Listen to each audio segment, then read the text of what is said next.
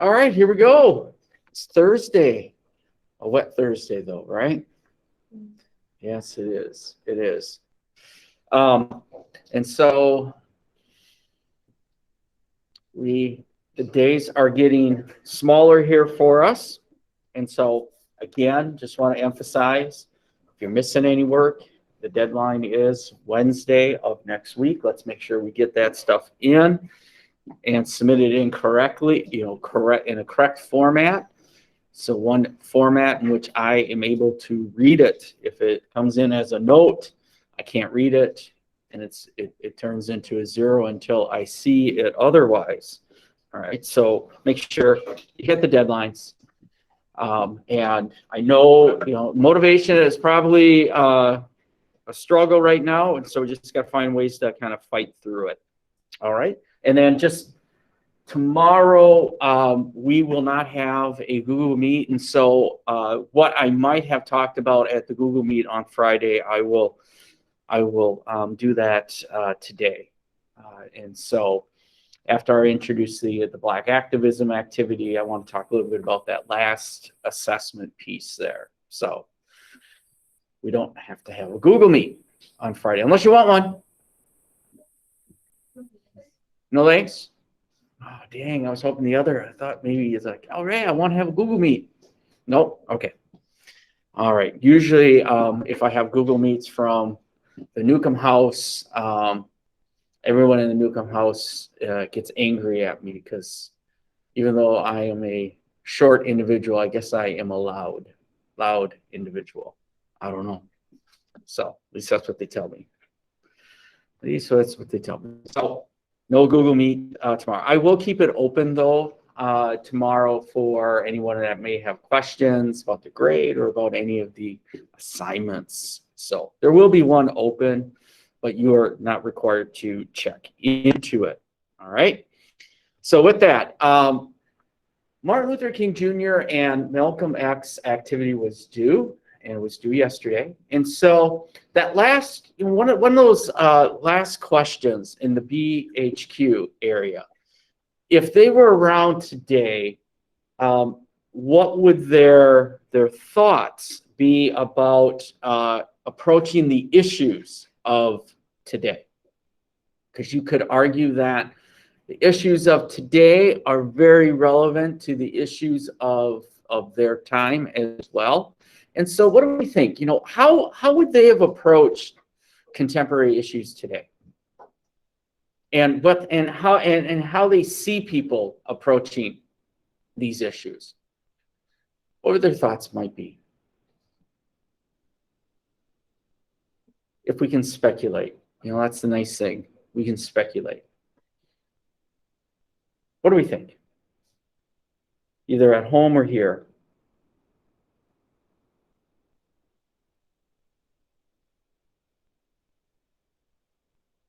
I think Martin Luther King would have been like, I don't know, he's the right word, but like pleased with like all the peaceful protests. Okay. He wouldn't have been happy with the violence. Okay. So what I'm hearing is he would probably gravitate towards the groups that were peaceful. But when you look at the burning of the buildings, the rioting, he would not be. Is that correct? What you would say? All right. And that would probably be very consistent. And I think, all we really have to do is look at John Lewis. John Lewis, who was alive during the unrest that unfolded after George Floyd. And he would express those same things. That he understands the frustration, but how you handle it, how you approach it. All right. So then Malcolm X, would he have a problem with how it turned violent? Probably not. Probably not. In many cases, he's like, it's all about self-defense. It's about expressing the views. And so you even though both want the same thing, it's that approach, and so that we're still playing that out, definitely playing it out today. So Malcolm X would be, he may not necessarily say it could be uncomfortable, but he would understand why they're doing what they are doing, letting it go, all right, and see what happens with it. So I guess we have to look at then is either approach helping or hurting? Are they countering each other? Do they counter each other? And then if they counter each other, what kind of progress can be created here? So I want you to keep that in the back of your mind here as well. So what we are seeing in the 1960s is definitely a shift.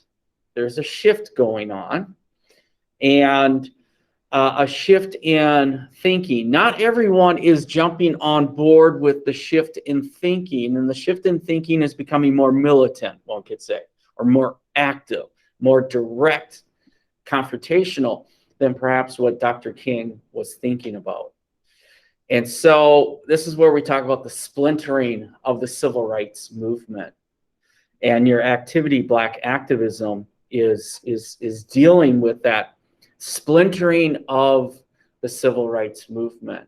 Some are very frustrated with the pace of change, okay? And going towards voices like Malcolm X.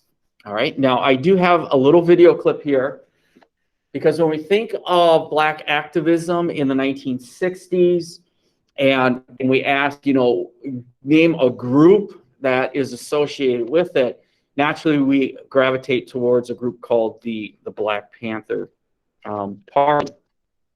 And it is formed, but there's others out there that can speak to that message too. So I do have a little video clip here, and I want to share it, and I want us to look at it. And it speaks to some of the ideals of the Black Panthers and what people might be thinking at that time. So let's listen to their message.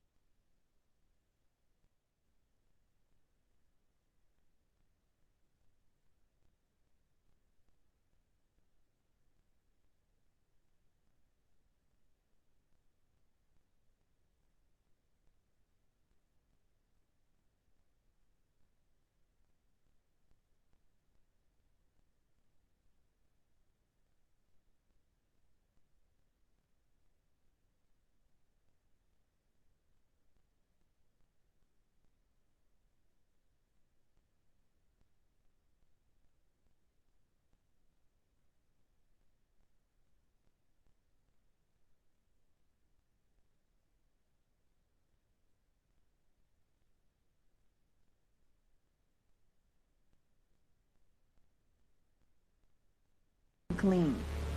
It wasn't easy, it was complex. From Chicago, Illinois, the mighty Shallow.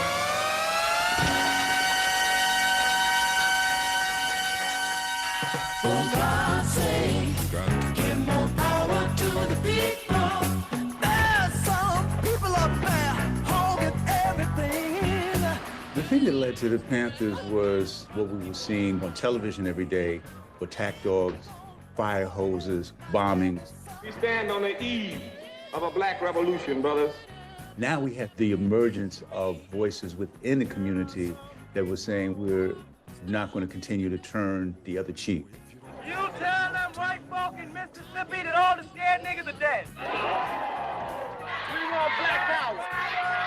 We want black power.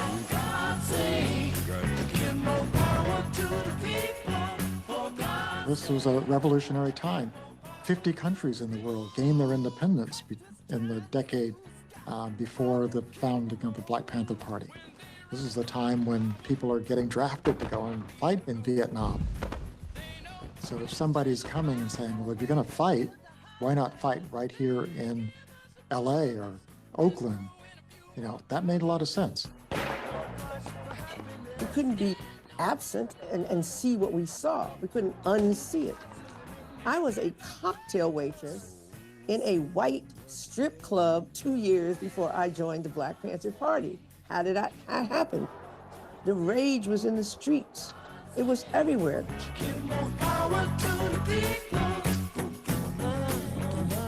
We're not gonna get nothing.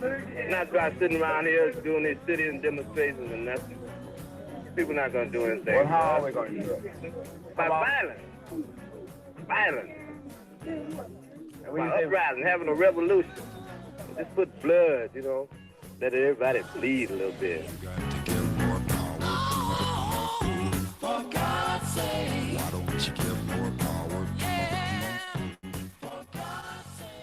Relations between police and Negroes throughout the country are getting worse.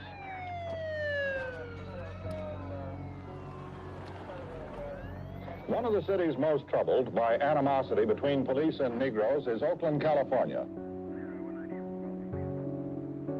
People always talked about freedom and what that means. During that time period, being black in America meant that you didn't walk down the street with the same sense of safety and the same sense of privilege as a white person. There was absolutely no difference in the way the police treated us in Mississippi than they did in California. They may not have called you nigger every day, but they treated you the same way they did in Mississippi. Police jump on you, beat you up, put the gun at your head. This is what we were going through on a daily basis. When I first met Hugh and Bobby, they were in the process of forming an organization for primarily self-defense. We didn't plan to have a nationwide organization, anything like that. We were organized and dealing with the problems in Oakland. We use the Black Panther as our symbol because of the nature of a panther. A panther doesn't strike anyone, but when he's assailed upon, that he'll back up first. But if the aggressor continues, then he'll strike out.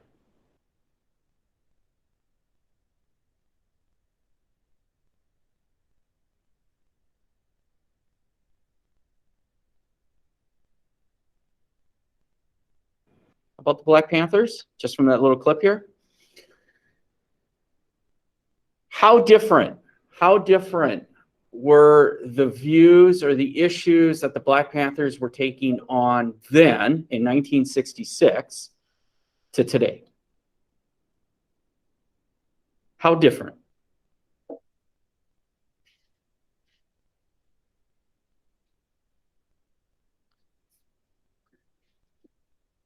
Just in that little clip, what was the reason for the Black Panthers to be formed?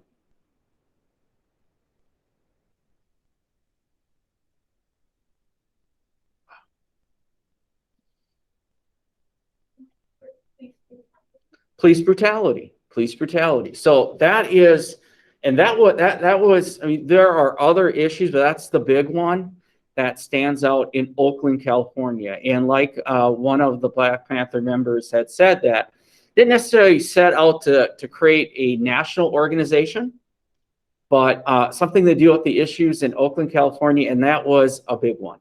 That was a big one.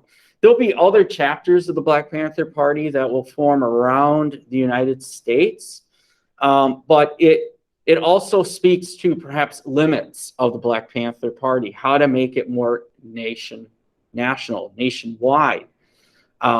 And also speaks to the problems with the civil rights movement and how you can connect some of the issues of the civil rights movement to other individuals around the United States. Even though we say, you know, civil rights is for everyone, we find still around the United States pockets of here are the concerns at this moment. Yes, there are big ones that we all share, but then there are some that speak to more perhaps regional pieces there. But again, when the Black Panthers spoke of police brutality in 1966, we can go all the way back to 1947, 48 and look at that commission that was put together to look at civil rights in the United States, and they came up with to secure these rights. And one of the issues that was highlighted in that commission was police brutality. Now, the Black Panther Party was not necessarily always about confrontation. It was a social advocacy group too. I mean, they had a 10-point program. All right. So if you got a 10-point program, that tells you you've got some ideas of where you want to go, you know, and things like we want full employment for our people. We want decent housing fit for shelter of human beings. We want completely free health care for all Black and oppressed peoples. We want decent education for our people. We want an immediate end to all wars of aggression. All right. And so in the last point, we want land, bread, housing, education, clothing, justice, peace, and people's community control of modern technology. Now, when people saw this, you know, they naturally thought, okay, they're radicals. They are a bunch of communists, because they would say that these ideas are very similar to perhaps what Fidel Castro is talking about in Cuba, or what Mao is talking about in the People's Republic of China. And it also speaks to perhaps maybe what individuals want in those independence movements that are happening in Africa that was referenced in that video clip as well.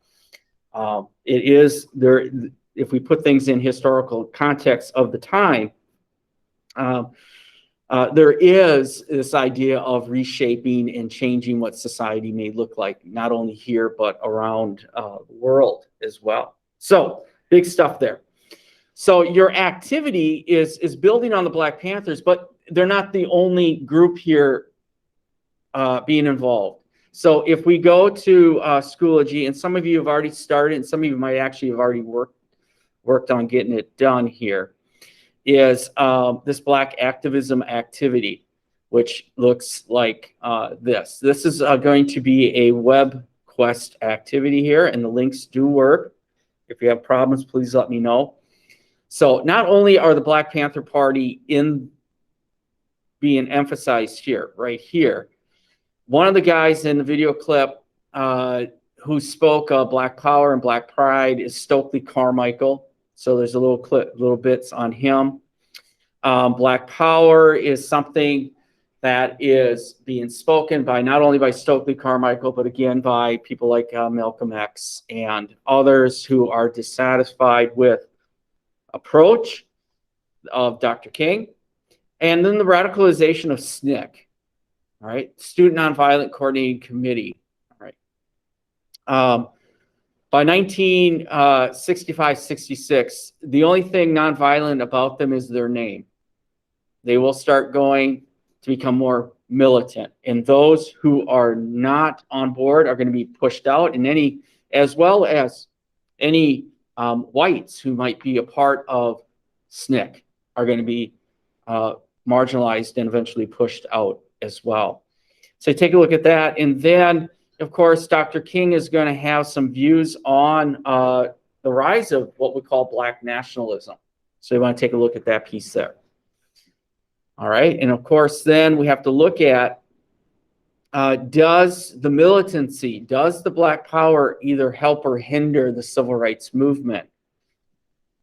All right. Up to this time, one could say the middle class, middle America is buying into the idea of civil rights. And there seems to be what we call bipartisan support for some of the civil rights legislation. Now, if it starts going more militant, is that going to erode it? All right. But this is also a very, very complex time, as well, as we've been finding out, the 1960s. Even though we got the counterculture and the hippies running around in some parts of the country, there is a lot of chaos as well. And you can just add this into the mix as well. People might be getting a little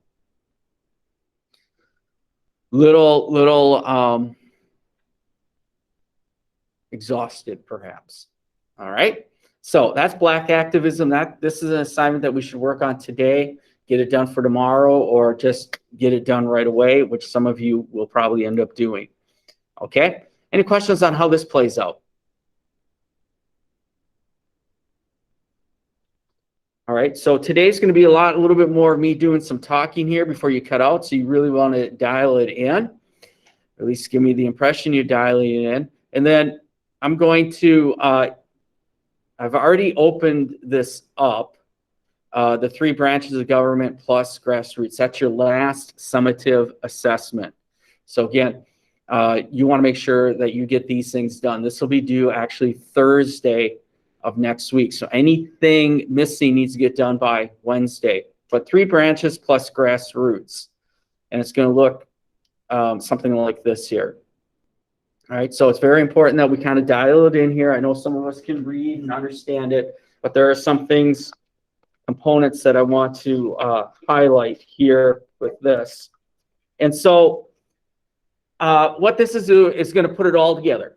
It's putting it all together here, because up to now we've been looking at little aspects of the civil rights movement. This kind of brings it together here. In order for real change, you know, Dr. King and the civil rights movement and the organizations with it, those grassroots, they can get so far, but I've been kind of consistent with my message in that it is going to need the help of the government as well to make perhaps some of these changes more long-term or short and long-term here, a sense of permanency with it. So in order for the civil rights movement to find success, they're going to need the support of all 3 branches. Maybe not all of them at the same time, but needs to get a couple of them. And this is something that Miss Ida and I, you know, we had attended a class, an African-American history class a couple of years ago, and the professor, he just kept hitting it home. Dr. Mays from the University of Minnesota. I mean, if I was a student at the University of Minnesota, I definitely would want to take his classes. Sit there, have Diet Coke, and listen to the guy talk. All right, but civil rights needed help of these branches as well, but they also needed help from a 4th branch. And he had talked about a 4th branch, and we know we only got 3 branches in our government, but a 4th branch really is the grassroots movements. Those are the ones that are going to mobilize at the local level and get people in action to get things done, to put pressure perhaps on those 3 branches. All right, the success or failure of the movement would be dependent on the willingness of these groups to support the cause. We know that. Now down here below, you're going to find that there's a lot of these things we've already done. That's why I said we're going to kind of like put it back together here, put it all together in a nice little package here. You can work with a historical buddy, and actually I would encourage you to do that. But again, if you've been working solo and doing it successful all trimester, then go with that as well. But a historical buddy. Goal is to identify what the 4 branches did or did not do to help the civil rights cause. This can be done on paper or electronically. All right, so that's up to you. But again, you know, if you do it on paper, I need it by Thursday of next week. So that might mean you just leave me the paper copy here in class, or you take pictures of it and you submit it that way. All right. So decide. We're going with the social media platform. Always would say, you know, imagine if they did have social media back then, like today, and how the power of social media that played out in this last year. You know, what if they had it then? You know, what if Dr. King had Twitter and he'd be tweeting left and right? All right, or if he had Facebook. I wonder if, you know, if Dr. King would be Facebook friends with Malcolm X. I don't know. That'd be kind of interesting. I always get these random thoughts in my head like that. So Snapchat, same thing. Snapchat, that'd be interesting. Twitter, Instagram, Facebook, whatever it is. See me if you have others here, but let's be appropriate. Imagine that all 3 of these modes of social media were available. What would their posts look like? All right, and the later pages of the assignment have the templates you can use or create your own. All right, so each branch listed below has 2 main questions, at least. You know, sometimes there might be 1 in there, highlighted in yellow. Your posts need to answer, respond to these questions. you should have a minimum of 2 posts per branch. Make sure you thoroughly address the questions that are in yellow. So here is what I want to, going to make a little modification here. In order to answer the questions, there needs to be a minimum of 2 posts per question. Per question. All right, 2 posts per question. So in the case here, when we look up here, there are 4 posts. There are 4 posts up here with the executive. Now, whatever you choose down here to help answer that question, answer those questions, that's up to you. You decide, because we give you a huge list of presidents here, and EOs are executive orders. That's what EO stands for, executive orders. And so perhaps, how do president orders actions show progression of the civil rights movement? Down here, maybe you pick Truman, maybe you pick Kennedy, or you pick Johnson, and you focus on some of these EOs to help explain that question. I also would like you to number the question too. So like this is number 1, this is number 2. So in your post, it's more of cues for me to help me go through this process as well. So make sure you kind of number them. So 2 posts per question, and let's number the questions as well. So you got the executive branch here. So we're only going up through Johnson, even though we know that there are civil rights pieces that will happen after Lyndon Johnson, President Lyndon Johnson. All right. Yes, your question. So when you refer to 2 posts, do you mean like 2 presidents, or how exactly would you want us to approach that? That's a very good question as well. It could be on 2 posts on one of the president, just on one president, or it could be on a variety of presidents. Okay. All right. So there's a little bit of academic freedom there. So judicial, again, when we look at judicial, we've got 2 questions, same thing. So we're looking for 2 posts per question. So 4 posts here. So that would be questions 3 and 4. And again, some of these Supreme Court cases you did see, and we also have some new ones in there as well. When we talk about ending segregation in school, these are things that were leading up to eventually the Brown versus the Board of Education. Legislative here, we have 2 questions, so 5 and 6, but we've already had come across some of these pieces before, like these amendments, 13th, 14th, and 15th Amendment. We all know what the 13th Amendment is, right? What do we think that is? 13th Amendment. Without GTS in it. What do you think the 13th Amendment does?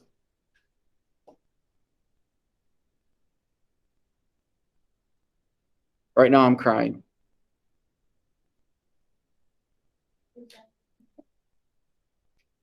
African Americans' right to vote? Ooh, close, but what's that? No, women's right to vote is 19th. African American right to vote is the 15th. Ending slavery, yes, ending slavery. I know you're probably thinking, how are you ending slavery? Probably, okay. It is ending slavery, ending slavery. 13th ends slavery. 14th defines citizenship. 15th is reaffirming right to vote, or extending right to vote to African Americans, even though one would say if you're a citizen of the United States, it's extended to you. Sometimes we have to reaffirm it in laws just to make sure we understand what the heck is going on. All right, and then we have a lot of different civil rights acts, all in some ways relating to a certain aspect of, could be housing, could be education, could be access to transportation, whatever it might be. All right, and then the last one is only 1 question here. And so again, we're looking at 2 posts there. And so that should be like question number 7, if I remember my grassroots. Now, you've heard me say before that there are a number of groups out there. When we look at Dr. King, which group does he belong to?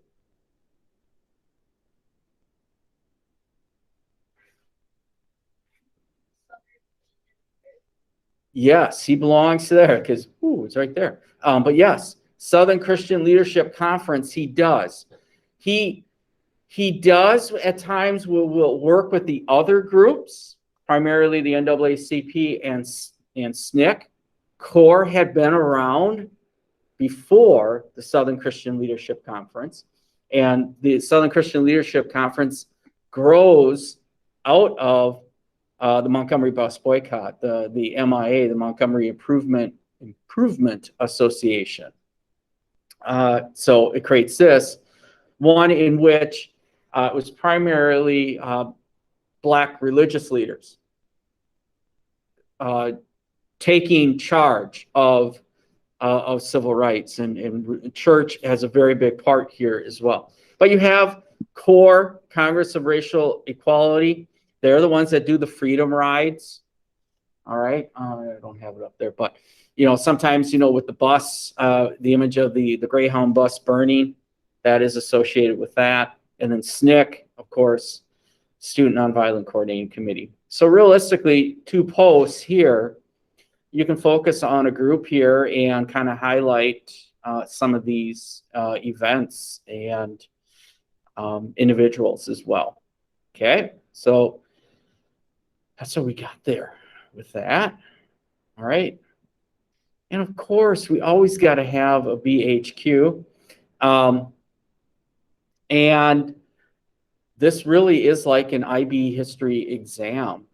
I have been an IB reader for paper 3, which is focusing on this year, your junior year for IB. And this is a perfect question that had appeared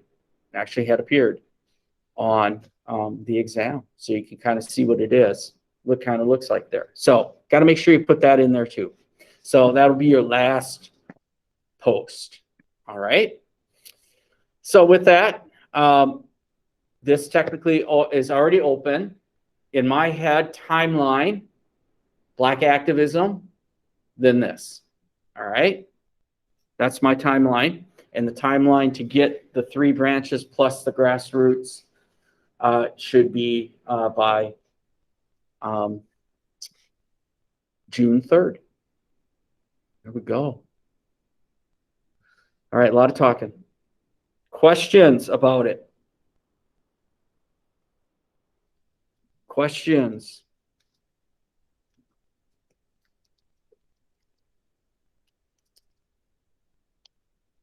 Now, your historical buddy can be, you can also, hook up with a virtual historical buddy in there as well. All right, but I would like you to just work with you and a partner. All right. Woo! All right. So with that, remember, tomorrow, no Google Meet. And doesn't sound like you want one anyhow. So we won't have a Google Meet, live Google Meet, so you don't have to worry about checking in. I did say I'll keep one open just in case you have questions. And you've got some tasks to work on, so let's do that. All right, let's do it. So with that, I will cut you loose to think about what the heck is he just throwing at me this at the end of the trimester. All right. I know what my daughter would say. Dad's just being way too extra.